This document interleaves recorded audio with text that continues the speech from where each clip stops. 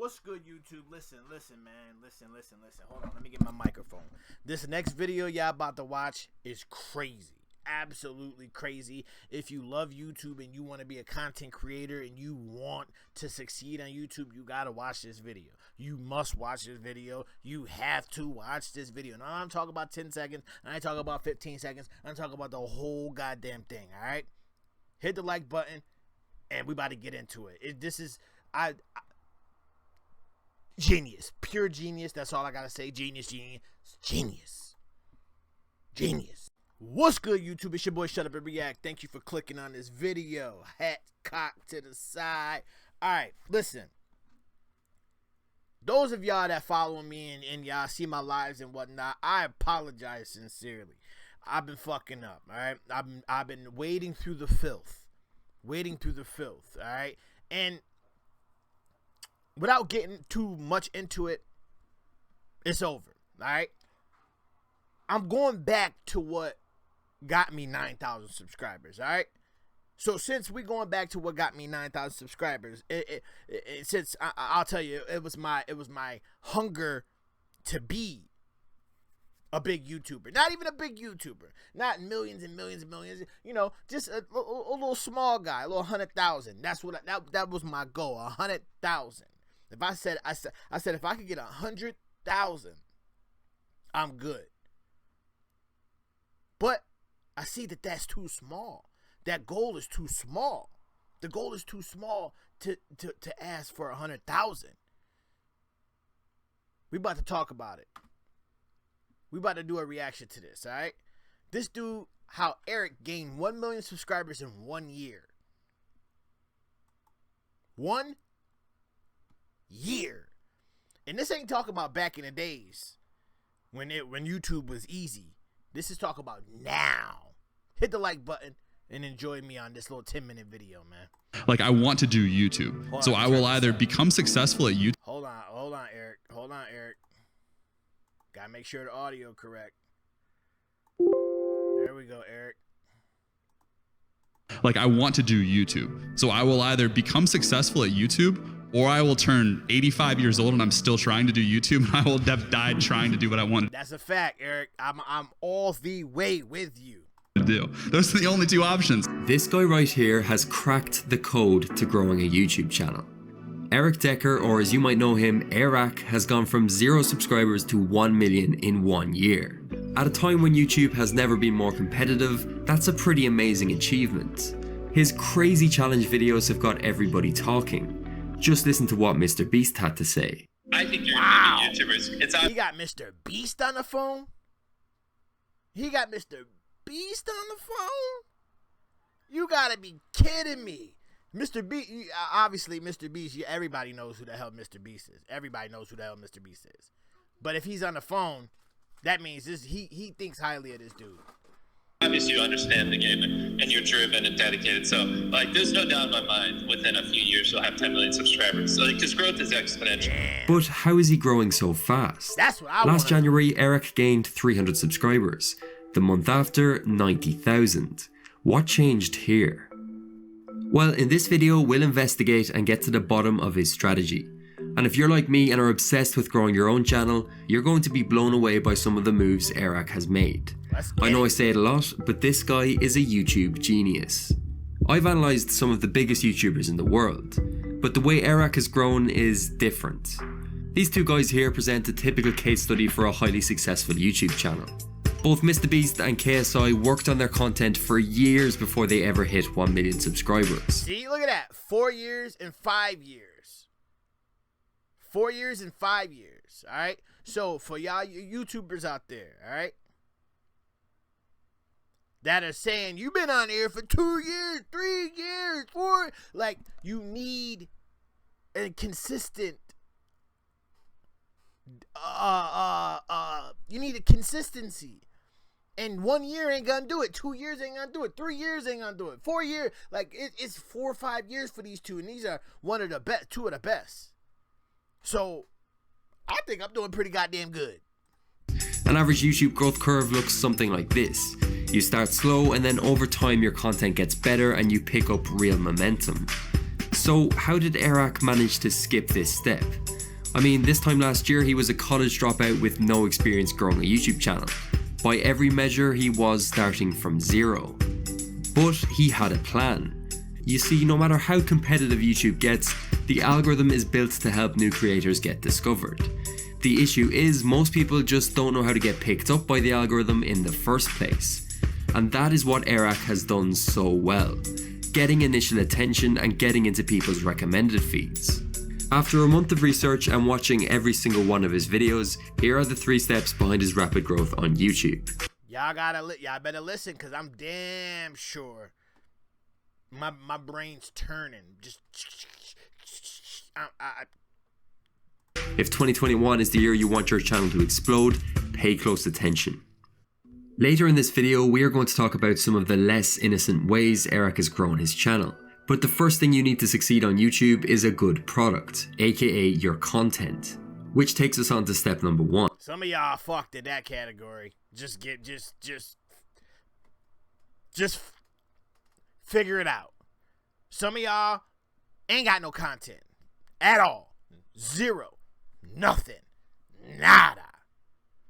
But hey.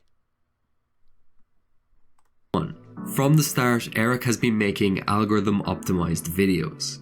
As I said earlier, YouTube wants new creators to be discovered, but they're obviously not going to manually watch every single load. So their algorithm tells them whether a video is good or not. One of the main ways they do this is through average view duration and retention. This is where so many small channels fail. If you can't keep people on your videos, YouTube simply isn't going to promote them. But big channels know how to make optimized videos. They use retention strategies that capture you from the very start and keep you watching. What's really interesting about Eric is it's almost like he's got some sort of inside information before starting. His content is carefully planned and edited to beat the algorithm. Let's take a look at this video here to see his retention strategy in action. I want you to pay close attention to the opening 20 seconds, because a few things happen here that are so important to the overall video. I want to try and deliver Uber Eats by air. We can train for this! So how many flights have you done? A couple. I'm watching it. I'm already gonna watch this shit. So I know. So the strategy is amazing. This dude's a genius. This dude's a genius. Have you ever had a helicopter Uber Eats food to you before? How much do you got?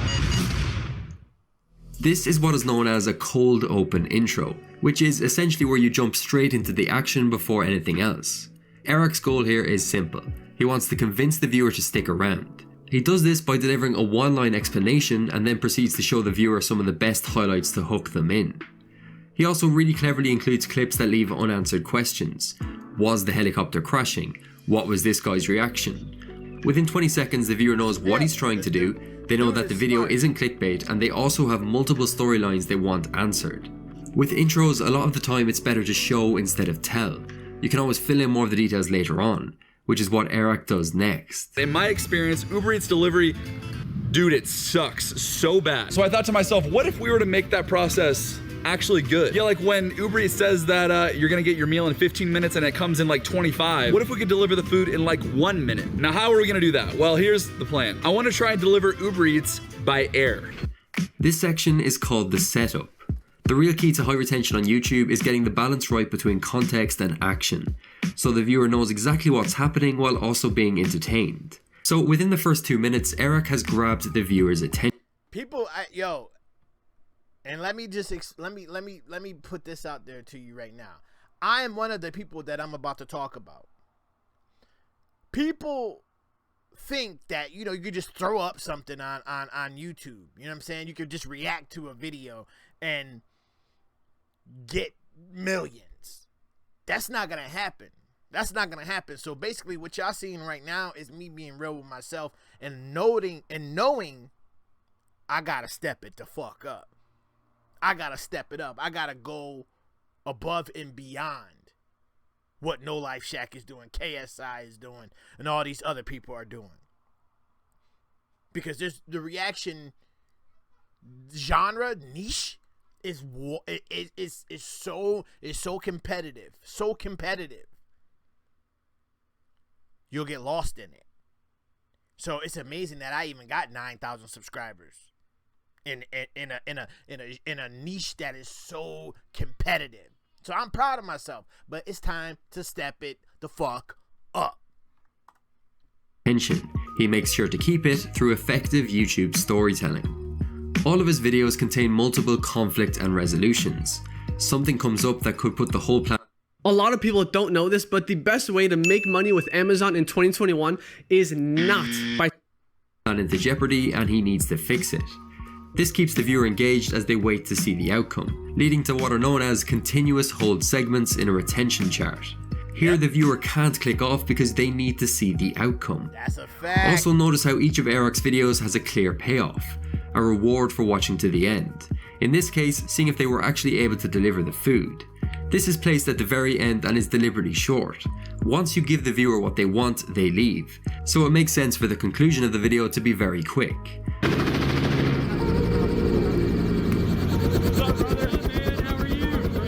Fish tacos, right? That's perfect, yeah. All right, we got you an extra order in there just for the inconvenience. Have you ever had a helicopter Uber Eats food to you before?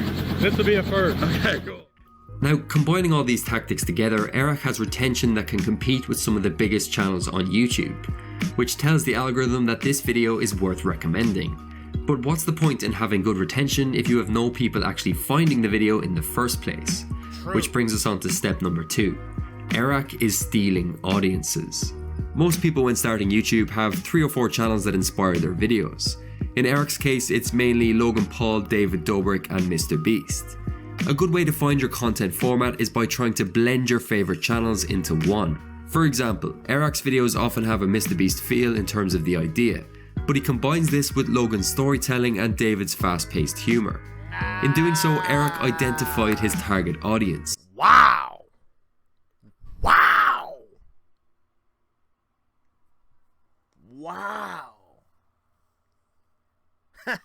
Yo. Yeah. Okay. Yep. He realized that someone who watched each of these 3 YouTubers might also be interested in him. But he needed a way to put his content in front of their face, and he did this through a method he calls social hacking. Social hacking is essentially another form of trendjacking, which we've discussed before on this channel. The idea is simple. You find a way to make videos about or with larger creators. You're essentially leveraging another fan base. Eric ruthlessly pumped out video after video where the YouTuber in question was the main theme. Each time he did this, he was capturing new audiences. For example, and that's fucking brilliant. That's brilliant. I mean, we do that in a way with reactions because we use a artist and their fan base to so we captured their fan base. Like Ryan Upchurch. All right. So even though he has millions and I only probably have a couple thousand of his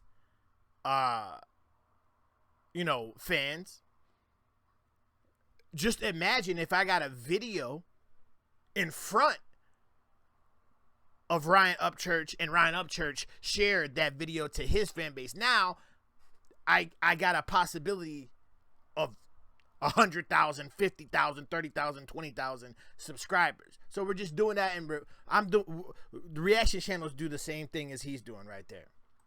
Logan Paul fans would come over to this video for Logan Paul, but then a percentage would actually stay and subscribe because the content was so good. This is what I mean by stealing audiences, even though the word borrowing is probably more fitting. The key thing is, Eric wasn't just using people's name for clickbait. He was delivering unique video ideas. Just listen to him describe this on the Colin and Samir podcast. And what I always tell people is, if you're going to try to do a collaboration, you have to create a situation where they win bigger than you do. You know what I mean? Mm-hmm. So for Logan, I just made his life so much easier by creating all the content that he needed and paying for all of his content for that day. Same thing with like ZHC. Like we did a video with ZHC, who's really incredible guy. Zach's awesome. The way I got in contact with him was I literally DM'd him the title and thumbnail of the video. And that he has millions and millions of followers on Instagram. And that was what got through to him. A lot of people try use other YouTubers in their title purely for views, but how many are actually making them part of the video? I mean, this guy was turning up at David Dobrik's set dressed as his lookalike, buying Logan Paul's couches and literally finding Mr. Beast's island. Now obviously not everyone has the ability to do this, but it is a good example of how effective social hacking is. After these videos, Eric had attracted a large viewership to his channel. This would serve as a foundation for his future content. However, there's still one crucial step missing: building long-lasting relationships with your audience. Make sure to stick around for this one because there's something Eric has done that no other channel in history has. You see, going viral might seem like the hard part, but converting that momentum into subscribers that keep coming back is how you really grow. How do you do this? Make them part of the journey. Eric heavily involves his audience in the video making process, whether it's coming up with ideas, deciding on what he does next, or even being part of the video themselves. This makes his channel feel more like a community than an individual, and the best way to build a community is by giving them a shared goal.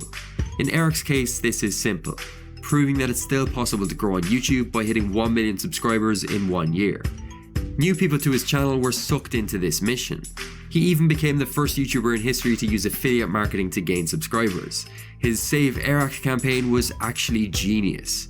Eric used a website that let his audience share subscriber links that would track how many people they referred, offering some pretty cool prizes.